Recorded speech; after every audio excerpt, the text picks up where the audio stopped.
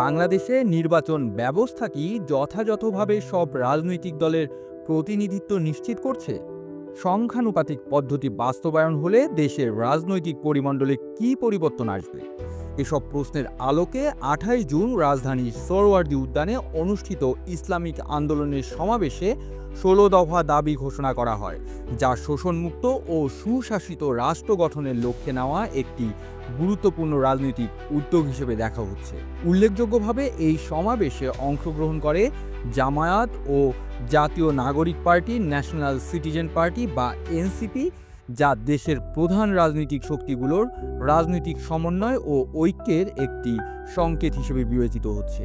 এই বিষয়টি রাজনৈতিক বিশ্লেষকদের দৃষ্টি আকর্ষণ করেছে, কারণ দীর্ঘদিন ধরে ভিন্ন মতবাদ থাকা এই দলগুলো একই প্ল্যাটফর্মে আসায় ভবিষ্যতে রাজনৈতিক পরিস্থিতিতে নতুন প্রভাব পড়ার সম্ভাবনা তৈরি হচ্ছে। ইসলামী আন্দোলনের মুখপাত্র মাওলানা গাজী আতাউর রহমান বলেন, বর্তমান নির্বাচনী ব্যবস্থায় বৃহৎ দলগুলো একচেটিয়া আধিপত্য বিস্তার করায় ছোট দলগুলো কার্যকর প্রতিনিধিত্ব থেকে বঞ্চিত। সংখ্যানুপাতিক পদ্ধতি প্রয়োগে সব রাজনৈতিক দল তাদের ভোটের অনুপাতে সংসদে আসন পাবে, যা গণতন্ত্রের মৌলিক নীতি পূরণে সহায়ক হবে এবং ভোটারদের বিশ্বাসযোগ্যতা বাড়াবে।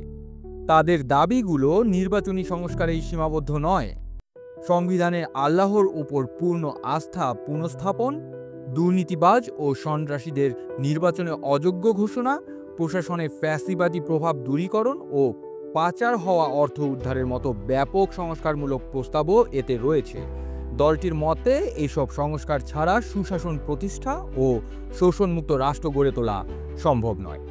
বিশ্লেষকরা মনে করছেন, জামায়াত ও জাতীয় নাগরিক পার্টির সমাবেশে অংশগ্রহণ নতুন রাজনৈতিক সংলাপ ও ঐক্যের সূচনা হতে পারে। তবে এসব দাবি বাস্তবায়নের পথে রাজনৈতিক বাধা ও স্বার্থের দ্বন্দ্ব মোকাবেলা করতে পারাটা দেশের রাজনৈতিক স্থিতিশীলতার জন্য অত্যন্ত গুরুত্বপূর্ণ। সংখ্যানুপাতিক নির্বাচন ব্যবস্থার বাস্তবায়নে বহুমাত্রিকতা বৃদ্ধি পাবে, যা দেশের গণতান্ত্রিক কাঠামোকে মজবুত করবে। পাশাপাশি দুর্নীতি, স্বৈরতন্ত্র ও রাজনৈতিক ফ্যাসিবাদের বিরুদ্ধে কার্যকর পদক্ষেপ নেওয়ার প্রয়োজনীয়তাও এই দাবিতে স্পষ্ট। সুতরাং ইসলামী আন্দোলনের ১৬ দফা দাবি শুধু একটি রাজনৈতিক প্রস্তাবনা নয়, এটি দেশের ভবিষ্যৎ রাজনীতিতে একটি শক্তিশালী সংকেত বয়ে আনছে। এই প্রস্তাবনার প্রভাব কতটুকু বিস্তৃত হবে এবং তা কতটা বাস্তবায়নযোগ্য হবে তা সময় নির্ধারণ করবে। আপনারা দেখছিলেন প্রতিদিন সকাল।